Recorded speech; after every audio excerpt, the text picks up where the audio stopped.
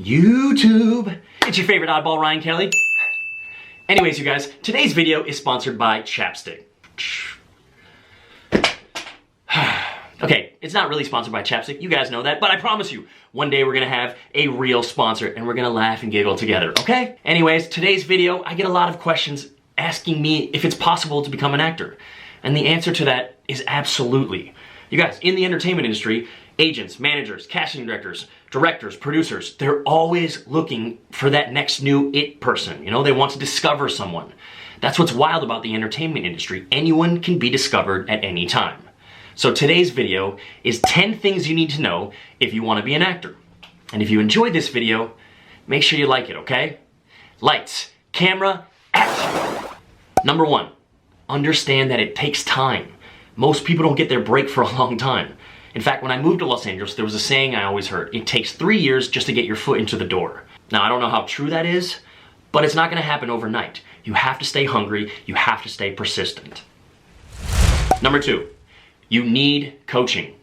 I'm gonna repeat that because it's very important. You need coaching, okay? Think of it like this. If I had never played basketball a day in my life and someone threw me a ball and told me to put it in the hoop, I'd never be able to do that. Or if I got thrown out into a game against people who've been practicing for years, I'd get demolished.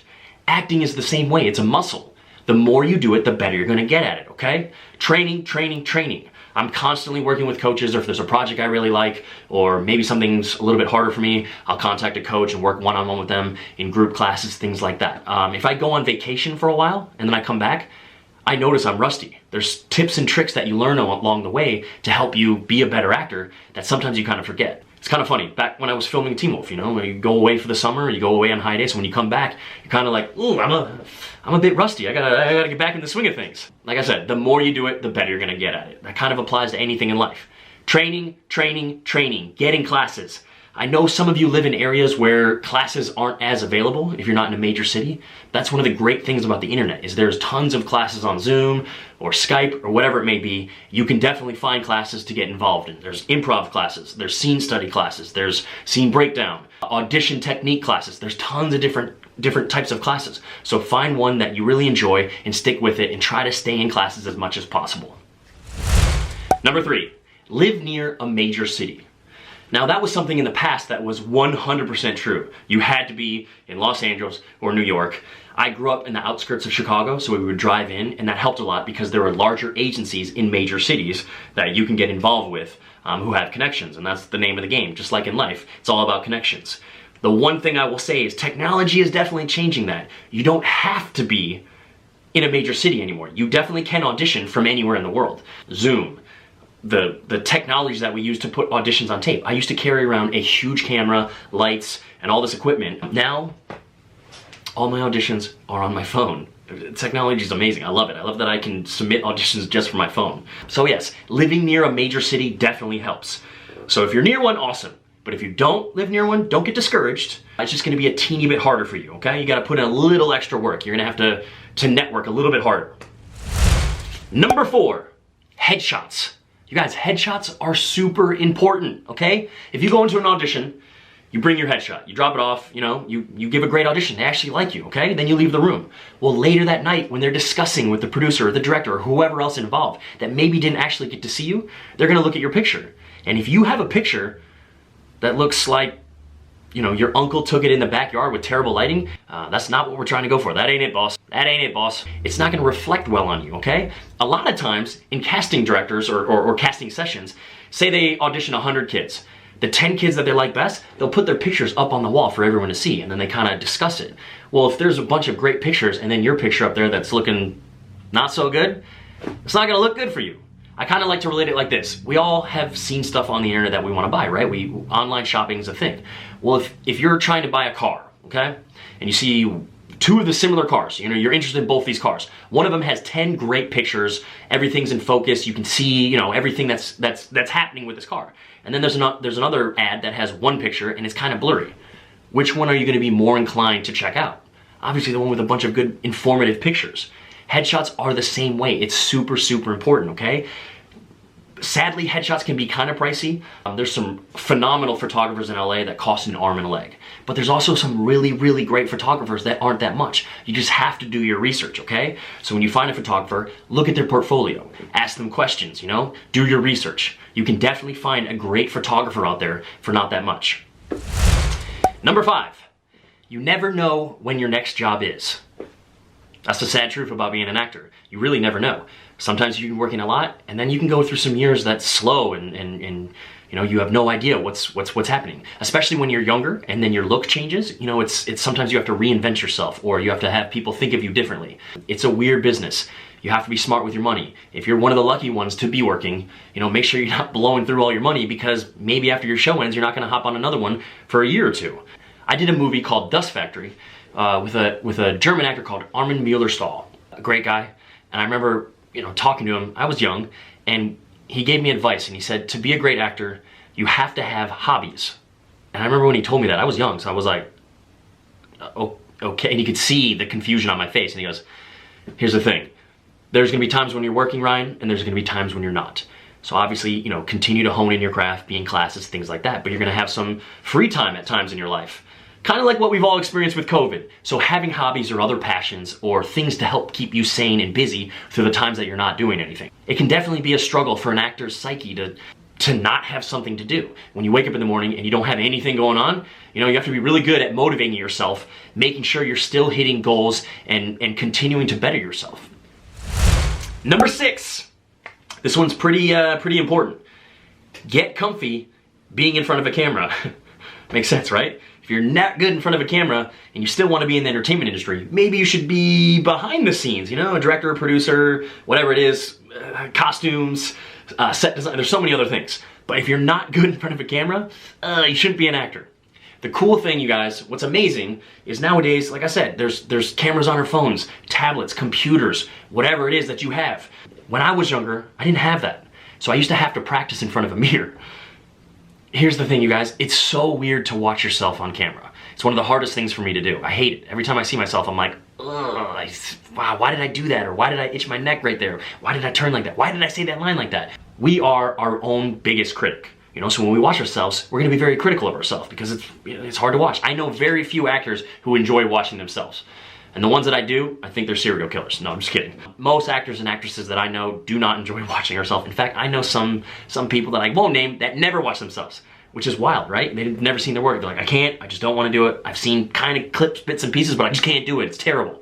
I get that, I understand. It's one of the hardest things for me to do is sit there and watch my performance. But I will say, you learn so much by watching what you do. You see the things that you do good, and you see the things that you do bad.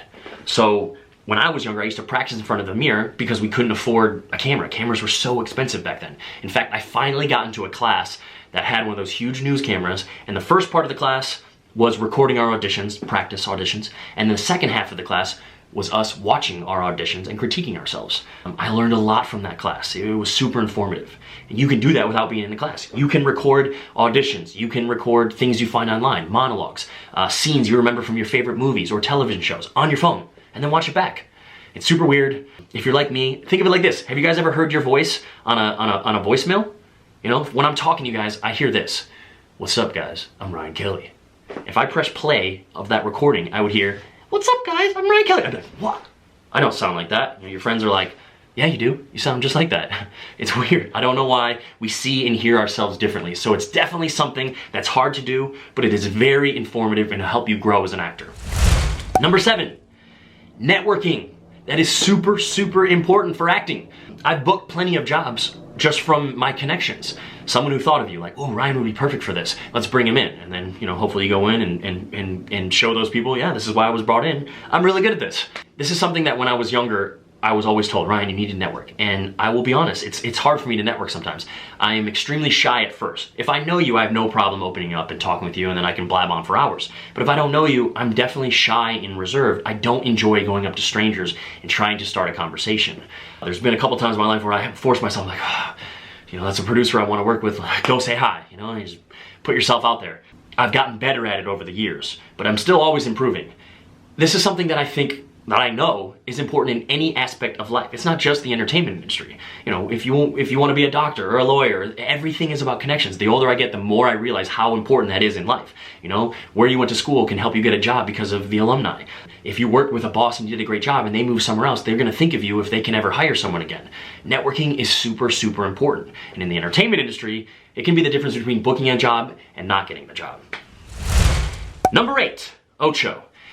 This one's one of my favorite ones. Understand that you're probably gonna have a part-time job. For real, especially if you're starting off. You're gonna want your days free, you know? So it's gonna be something in the nightlife or early morning. I've seen people, bartenders, waiters, you know, security guards late at night, sometimes hosts, but after hours, things like that. You want your days free for classes and auditions.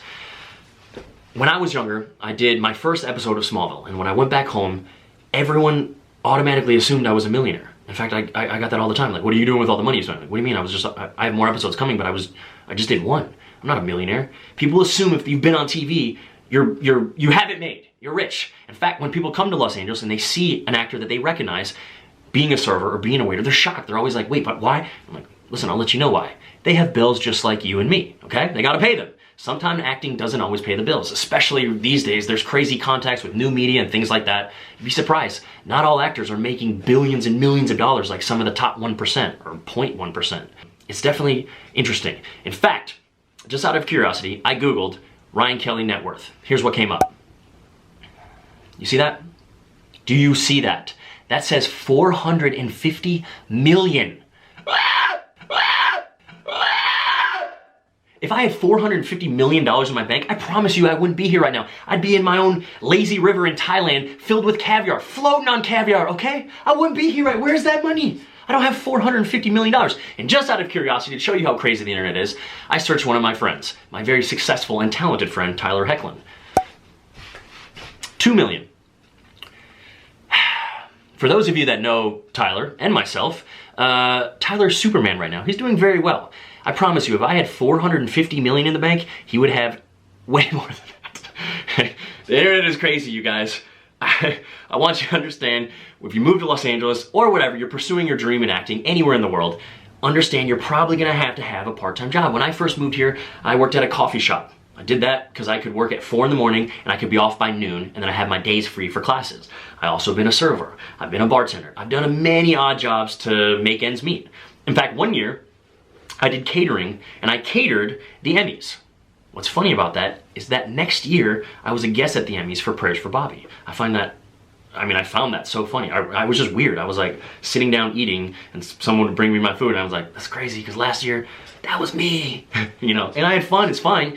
You have to check your ego sometimes, and you gotta have a second job, okay? Unless your parents are super rich, yeah, I don't know what to tell you. Get ready for a second job, okay? Acting doesn't always pay the bills. Number 9. This one sucks. Get ready for rejection. Yeah, get used to it. It's gonna happen a lot. You're gonna be told no a lot, okay? Your job as an actor, especially when you're starting off, is to audition. Think of it like this. I mean, for Parrish, role that I got cast as. Only one person got cast as Parrish, that was me. What happened to all the other people? They were told no. I'm told no all the times on projects. You have to be able to handle rejection, and you can't take it personally. Something that someone told me when I first moved to LA was, when you go into auditions, when you walk out that door, if you give it 110% and you're happy with your performance, forget it. Just forget it. Don't ever think about it again.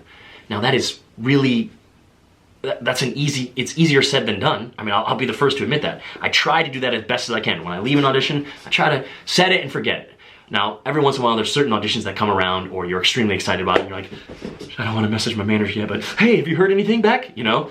If you're one of those types of actors, and I have friends like that where they're constantly asking their managers or their agents, hey, what's up with this? Hey, what's up with that? Hey, it eats them slowly from the inside. Do the best that you can. Give it all. Give it 110%. Be prepared for that audition. And the second you walk out, try to forget it. Put it in God's hands or whatever, fate or whatever you believe in. Just know that you did your best and move on to the next one. And hopefully, they call you back and say, hey, we loved you, bring you back in. And then hopefully they do it again and again until you book the project. But just understand there's gonna be tons of rejection in this industry. I mean, that's the name of the game. Even, the top A-listers still audition for projects and get told no. Or if they have a passion project, like a independent film that they really wanna be a part of, they'll audition and they're told no. It happens. It's just sort of part of the business. And I see some people move to Los Angeles or, pursue acting and they're told no and they can't really handle it. It's a tough business. If you don't have thick skin to take the rejection, it's gonna eat you alive. Now, one thing I do want you to understand, a lot of times, if you're talented, if you put in the hard work, you know, you're disciplined, you know all your material when you go in there and you give 110% like I talked about, and when you walk out and they say no to you, a lot of times that's nothing to do with your talent. I've lost projects because of the color of my eyes, which is mind-boggling because I want to be like, well, did you like me? Because I'll go get contacts. I'll change my eyes right now.